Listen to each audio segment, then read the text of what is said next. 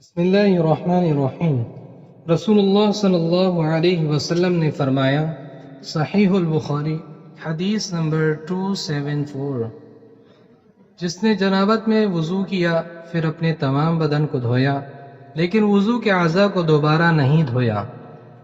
ام المؤمنین میمونہ رضی اللہ عنہا نے روایت کیا کہ رسول اللہ صلی اللہ علیہ وسلم نے غسل جنابت کے لیے پانی رکھا، پھر آپ صلی اللہ علیہ وسلم نے پہلے 2 یا 3 مرتبہ اپنے دائیں ہاتھ سے بائیں ہاتھ پر پانی ڈالا، پھر شرمگاہ دھوئی، پھر ہاتھ کو زمین پر یا دیوار پر 2 یا 3 بار رگڑا، پھر کلی کی اور ناک میں پانی ڈالا اور اپنے چہرے اور بازوؤں کو دھویا، پھر سر پر پانی بہایا اور سارے بدن کا غسل کیا، پھر اپنی جگہ سے سرک کر پاؤں دھوئے۔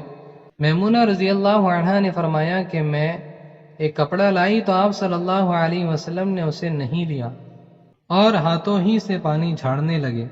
صحیح البخاری حدیث نمبر 274۔